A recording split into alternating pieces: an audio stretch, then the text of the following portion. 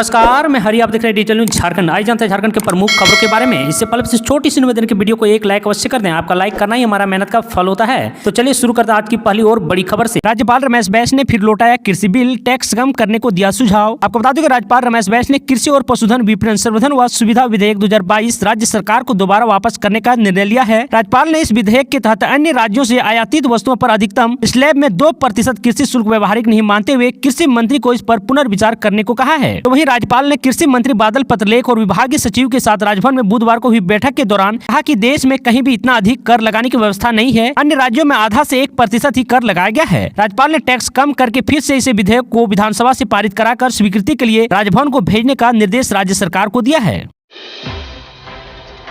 रघुवर दास ने हेमंत सोरेन को दी चुनौती, कहा कल से लागू करें 1932 का कानून। तो वहीं खत्यानी जोहर यात्रा को बताया सीएम का ढोंग। आपको बता दूं कि पूर्व मुख्यमंत्री रघुवर दास ने मुख्यमंत्री हेमंत सोरेन की खत्यानी जोहर यात्रा को ढोंग बताते हुए कहा कि मैं हेमंत सरकार को चुनौती देता हूं कि वह कल से 1932 का खतियान आधारित स्थानीय नीति लागू करके दिखाए। बहुमत की सरकार है, किसने रोका है? संविधान में राज्य सरकार को कानून बनाने का अधिकार है। आप केंद्र सरकार को विधेयक क्यों भेज रहे हैं? तो वहीं भालूबासा स्थित आशीष किशोर संघ में गुरुवार को संवाददाता सम्मेलन में रघुवर दास ने कहा कि मेरी सरकार ने 1985 के कट ऑफ डेट पर स्थानीय नीति लागू की थी। हमने 1 लाख नौकरी भी दी, जबकि हेमंत सरकार में 3 वर्ष में मात्र 357 नौकरी मिली है। उन्होंने कहा कि जोहर यात्रा से मुख्यमंत्री झारखंड के सभी लोगों को बेवकूफ बना रहे हैं। तो वहीं रघुवर दास ने बोला कि 1932 के खतियान पर किसी को नौकरी नहीं मिलेगी। यह बात हेमंत सोरेन ने 21 फरवरी 2021 को विधानसभा में स्वयं कही थी। उन्होंने कहा था कि 1932 के खतियान पर हम स्थानीय नीति लागू नहीं कर सकते हैं। कोर्ट में यह नहीं टिकेगी, यह मुख्यमंत्री भले भांति जानते हैं। इसलिए इस सरकार ने अभी तक 1985 वाला कानून रद्द नहीं किया है। अभी भी उसी कानून से नौकरी दी जा रही है।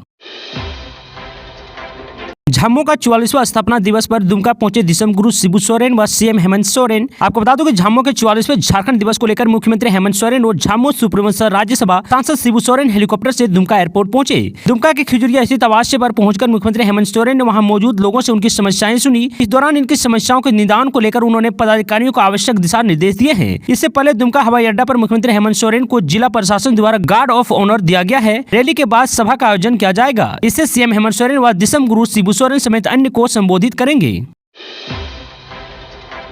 धनबाद आशीर्वाद अग्निकांड में 15 लोगों की गई जान। सीएम हेमंत सोरेन ने मृतकों के परिजनों को 4 लाख रुपए मुआवजा देने का किया ऐलान। आपको बता दूं कि झारखंड के धनबाद में बीते दिन आशीर्वाद टावर में आग लगने का मामला सामने आया था। इस घटना में 15 लोगों की जान चली गई थी। बता दूं कि हाईकोर्ट ने इस मामले को तुरंत संज्ञान लिया और इस मामले में 2 फरवरी को सुनवाई की। अब इस घटना में मरने वाले लोगों के परिवारों को 4 लाख रुपया मुआवजा देने का ऐलान किया गया है। सीएम हेमंत सोरेन ने मुआवजे का ऐलान किया। आपको बता दूं झारखंड के धनबाद में मंगलवार को आशीर्वाद अपार्टमेंट में आग लगी थी। इस घटना पर और पिछले कुछ दिनों में हुई ऐसी अन्य घटनाओं में मारे गए लोगों के परिवारों के सदस्यों के लिए सीएम हेमंत सोरेन ने 4 लाख रुपए मुआवजे की घोषणा की है। बता दें कि मंगलवार शाम धनबाद में आशीर्वाद अपार्टमेंट में भीषण आग लगने का मामला सामने आया था। इस आगजनी की घटना में 15 लोगों की मौत हुई थी।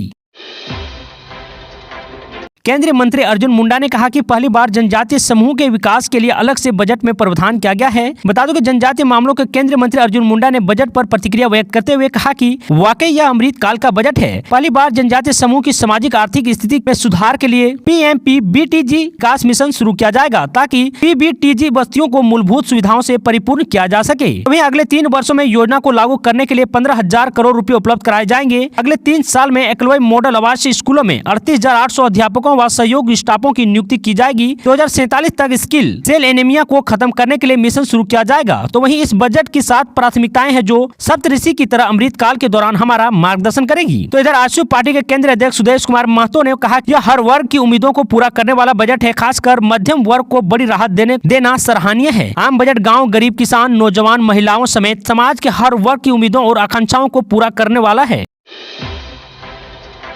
बिहार के डिप्टी सीएम तेजस्वी यादव के झारखंड दौरे से पहले रांची आ रहे हैं आरजेडी प्रभारी जयप्रकाश नारायण यादव। आपको बता दूं कि राजद राष्ट्रीय जनता दल के झारखंड प्रभारी जयप्रकाश नारायण यादव एवं बिहार के पूर्व मंत्री श्याम रजक 3 फरवरी शुक्रवार को रांची आ रहे हैं। वे राजद कार्यालय में नेताओं के साथ बैठक करेंगे। इस दौरान 12 फरवरी को बिहार के उप मुख्यमंत्री तेजस्वी प्रसाद यादव के झारखंड दौरे पर रांची आगमन को लेकर विचार विमर्श किया जाएगा। बैठक प्रदेश राजद कार्यालय में दोपहर 1 बजे से होगी। आपको बता दूं झारखंड प्रदेश राजद के प्रधान महासचिव व गोड्डा के पूर्व विधायक संजय प्रसाद यादव ने बताया कि 3 फरवरी को पूर्व केंद्रीय मंत्री व झारखंड प्रभारी जयप्रकाश नारायण यादव एवं बिहार के पूर्व मंत्री श्याम रजक 1 दिवसीय दौरे पर रांची आ रहे हैं। रांची का प्रदेश राजद कार्यालय में प्रदेश के नेताओं के साथ बैठक करेंगे और पार्टी की मजबूती व तेजस्वी यादव के आगमन की तैयारी को लेकर रणनीति बनाएंगे। जल्द शुरू हो सकता है साहिबगंज धालभूमगढ़ एयरपोर्ट का निर्माण कार्य। आपको बता दें कि उड़ान योजना के तहत देश में 50 नए एयरपोर्ट बनाने की घोषणा से झारखंड के साहिबगंज और धालभूमगढ़ एयरपोर्ट की आस जगी है। इस घोषणा से दोनों एयरपोर्ट बनने के मार्ग में आई अड़चन दूर होगी। बजट में इन दोनों एयरपोर्ट को प्राथमिक देने के बाद ही पलामू और हजारीबाग जैसे शहरों में नए एयरपोर्ट बनाने की बारी आएगी। बता दें कि धालभूमगढ़ और साहिबगंज एयरपोर्ट का काम फिलहाल रुका हुआ है। नए बजट में घोषणा और राजनीतिक प्रयास से अब इन दोनों स्थानों पर काम शुरू होगा। इन स्थानों पर नया एयरपोर्ट बनाने के लिए एयरपोर्ट अथॉरिटी ऑफ इंडिया और झारखंड सरकार ने पूर्व में ही योजना शुरू की थी। इसी के तहत पहले साहिबगंज में एयरपोर्ट बनाने के लिए सर्वे कराने का कार्य शुरू किया गया था, जो पूरा नहीं हुआ था। इसके अलावा धालभूमगढ़ में एयरपोर्ट बनाने के लिए कार्य आगे बढ़ चुका है। यहाँ सर्वे के बाद जमीन अधिग्रहण का शुरू किया जा रहा था, लेकिन एलिफेंट कॉरिडोर यहाँ से गुजरने के कारण मामला अटक गया था। धालभूमगढ़ में 592 एकड़ जमीन अधिग्रहण होनी है।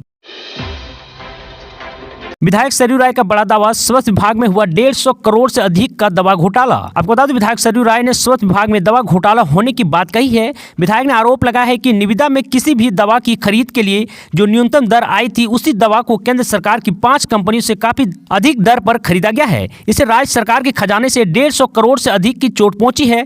दवा की खरीद अब भी जारी है। 22 अप्रैल 2020 को विभिन्न प्रकार की दवाओं की खरीद के लिए निविदा निकाली गई है। बता दो कि न्यूनतम दर वाले निविदाताओं का चयन हो गया है। 15 जून 2020 को उन्हें स्वीकृति पत्र भेजा गया है। 19 जून 2020 तक वे इकरारनामा जमा कर दें ताकि उन्हें संबंधित दवाओं का क्रय देश दिया जा सके। जबकि सच्चाई यह है कि दवाओं की खरीद हुई ही नहीं है। बिष्टुपुर स्थित आवासीय कार्यालय में बुधवार को पत्रकारों से सरयू राय ने कहा कि दवा खरीद किए बिना ही उसकी जगह स्वास्थ्य विभाग ने संचिता तैयार कर कहा कि जिन 103 दवाओं का राज्य के अस्पताल में मंगाई गई है, उन दवाओं के भारत के औषधि निर्माता लोक उपक्रम से मनोनयन के आधार पर खरीद की जाए। संकल्प के रूप में यह प्रस्ताव 28 दिसंबर को मंत्रिपरिषद की स्वीकृति के लिए भेजा गया है। 3 फरवरी को मंत्रिपरिषद को स्वीकृति प्राप्त हो गई है।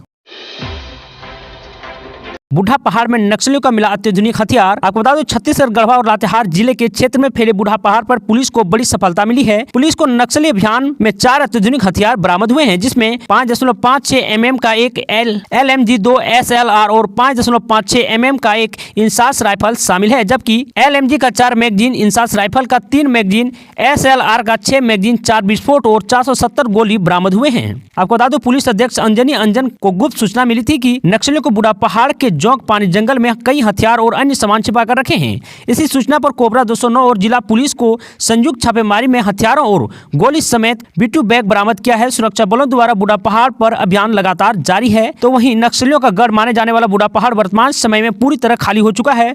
बूढ़ा पहाड़ पर पहले झारखंड और बिहार के शीर्ष नक्सलियों का जामवाड़ा होता था, लेकिन 1 साल से सुरक्षा बलों द्वारा लगातार अभियान चलाए जाने के बाद यह इलाका पूरी तरह से खाली हो चुका है।